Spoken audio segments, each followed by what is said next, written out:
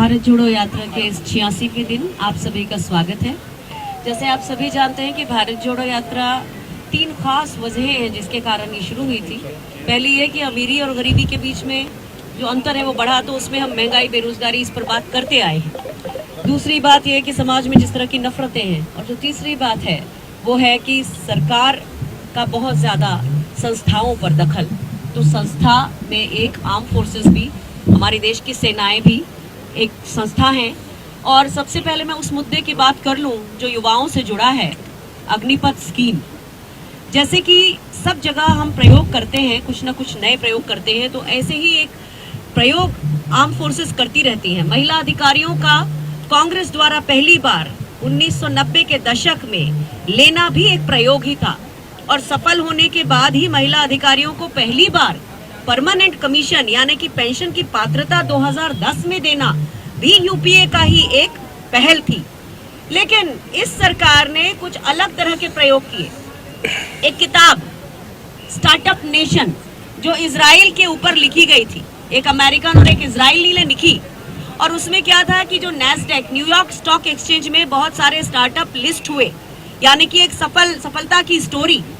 तो 70 लाख की जनसंख्या वाले इजराइल का मॉडल हमारे 135 करोड़ लोगों के देश पर अप्लाई कर देना बिना सोचे समझे, बिना डिस्कशन के, जैसे बाकी चीजें बिना डिस्कशन के होती हैं। हमें वेटरन्स को ये लगता है कि ये एक खास तरह के लोगों को आर्मी में भर्ती देने का तरीका है, जिससे आर्मी और भी कमजोर हो, और केवल उनके लोग, जैसे हिटलर ने एसएस आर्मी को बनाया था, अपने ही लोगों को एंट्री दी थी, उस तरह की कहानी है। क्योंकि इससे सेना का तो नुकसान है ही, क्योंकि सेना जिसको ट्रेन करेगी वो बाहर निकल जाएगा, और युवाओं का ये नुकसान है कि वो किसी योग्य नहीं रहेंगे। बाहर जाके भी उनको वो सम्मान तो मिलेगा नहीं जो एक सैनिक को मिलता है, जो 17, 18, 20 साल नौकरी करके बाहर आता है। तो ये जो चीजें हैं, ये सेना को भी नुकसान कर रही हैं, युवाओं को भी नुकसान कर रही हैं। एक खास बात आपको बोलना चाहूंगी कि भारतीय जनता पार्टी ने जैसे अपना छद्म राष्ट्रवाद चलाकर जैसे देशभक्ति की फ्रेंचाइजी या डीलरशिप लेने की कोशिश की है, वो अपने आप में बहुत गलत तरीका है। आप लोगों को बता दूं कि 1947 से 2014 तक हमने 1500 से 1600 तक जहाज खरीदे, क्योंकि मैं एयरफोर्स के प्रोक्योरमेंट से जुड़ी हुई अधिकारी रही हूँ। और उसके बाद हमने सिर्फ 36 राफेल खरीदे, जबकि हमारी सेना को 41 स्क्वाड्रन्स की जरूरत है, अभी केवल 29 स्क्वाड्रन है। तो हम कैसे अपने दुश्मन का सामना करेंगे? जब यूपीए की सरकार ने 2012 में राफेल को ट्रिम डाउन किया था, फाइनली हम उसी पर आए थे, तो हम 126 जहाज खरीदना चाहते थे, और उसमें से 108 हमारे देश में बनने वाले थे, जिससे हमें ट्रांसफर और टेक्नोलॉजी मिलती। हमारे वो टेक्नोलॉजी हम उसे लेते, हम सच में आत्मनिर्भर बनते। लेकिन यहाँ क्या हुआ, सिर्फ 36 राफेल को प्रचार इस तरह किया, प्रचार पे ही सारा खर्चा कर दिया और महंगे राफेल खरीदे। तो ये अपने आप में, और एक ऐसी कंपनी को उसमें पार्टनरशिप दी जिसका पूरा मेरा काम रजिस्ट्रेशन का भी था। मैं फर्म्स के रजिस्ट्रेशन का काम करती थी, जो कि एविएशन इंडस्ट्री की होती हैं, और अंबानी की कंपनी कभी रजिस्टर्ड नहीं थी, तो उसे उसका एक पार्टनर बनाया। तो ये अपने आप में दूसरी चीजें हैं जो आपको मालूम होनी चाहिए कि सेना को विश्व की 4थी वायुसेना बनाने में कांग्रेस की सरकारों का हाथ था। और अभी जो 36 एयरक्राफ्ट आए हैं उसके बाद फेज आउट भी हुए हैं, उसका कोई रिप्लेसमेंट प्लान नहीं है।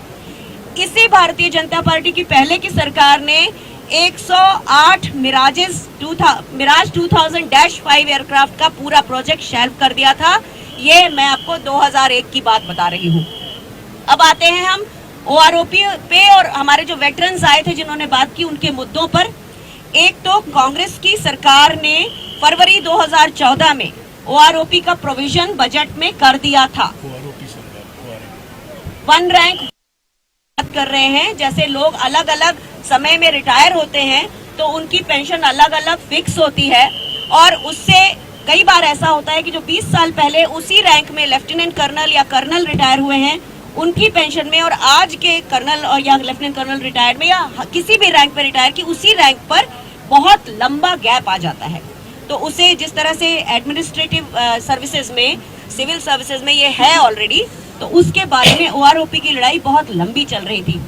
पहली सरकार है ये भारतीय जनता पार्टी की जिसने वेटरन्स को घसीटा उनके ऊपर लाठी का प्रहार किया, उन्हें जेल में लेकर गए। मेजर जनरल सतबीर सिंह और उनकी पार्टी, पूरे लोग, उनके सारे टीम के सदस्य उनको लेकर गए थे। तो one rank one pension 2015 Congress ने अप्रूव किया था, उसको इन्होंने इम्प्लीमेंट नहीं किया। 2015 में उसे खत्म कर दिया, लेकिन एक बार का पेंशन में इंक्रीमेंट दिया और उसको कह दिया कि हमने OROP दे दिया। तो ये हम वेटरन्स के साथ बहुत बड़ा झूठ हुआ है, बहुत बड़ा धोखा है, और आज भी ये केस हमारी सुप्रीम कोर्ट में चल रहा है। इसके अलावा जो हमारी मेडिकल फैसिलिटीज होती हैं, ECHS कंट्रीब्यूटरी स्कीम होती है हेल्थ की, है इसमें बजट कम कर दिया। तो होता यह है कि जो एम्पैनल्ड हॉस्पिटल हैं वो वेटरन्स को बाहर भगा देते हैं, कहते हैं आपका पिछला बिल क्लियर नहीं हुआ है। तो ये एक और चीज है। आप लोग ये भी जानते हैं कि सेना के ही वेटरन्स को पहले LPG gas agency, toll plaza और आवंटन में प्रायोरिटी दी, तो पूरी खत्म हो गई है।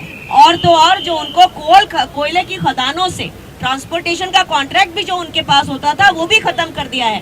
तो जो मैंने पहले कहा कि देशभक्ति की डीलरशिप चलाने वाले न केवल सैनिकों को, सेवारत सैनिकों को कमजोर कर रहे हैं, बल्कि वेटरन्स के साथ भी बहुत बड़ा धोखा कर रहे हैं। और मध्य प्रदेश की बात बता दूं, आपने थोड़े समय पहले आप लोगों ने कवर किया और मैं आप लोगों को साधुवाद करती हूँ कि जो 10% आरक्षण हमारे पूर्व सैनिकों को पुलिस भर्ती में दिया जाता था, आप सब जानते हैं कि पुलिस भर्ती में इस बार कैसा धोखा हुआ है। और इसी मार्च के महीने में पूर्व सैनिकों ने इसके प्रति प्रदर्शन किया था और आप सभी पत्रकारों का धन्यवाद कि आपने उसे कवर किया था। और इसी तरह से जो ये बात करते हैं 10% आवंटन, 10% रिजर्वेशन की, वो उन्होंने खत्म कर दिया है। एक आखिरी बात कहकर मैं अपनी बात खत्म करूंगी, और ये देश की सामरिक सुरक्षा से जुड़ी हुई है।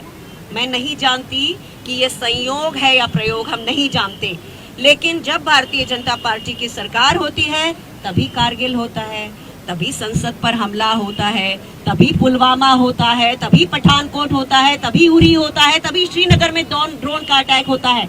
हमारे सैन्य ठिकानों पर लगातार प्रहार, लगातार उनके ऊपर आतंकवादियों के हमले की ये घटनाएं, ये इंटेलिजेंस फेलियर हम नहीं जानते ये संयोग है या प्रयोग। और इन्हीं विचारों के साथ हम आपको छोड़ते हैं। मेरी बात मैंने समाप्त की और अब मैं दूसरे जो हमारे विधायक जी हैं उनको दे रही हूं।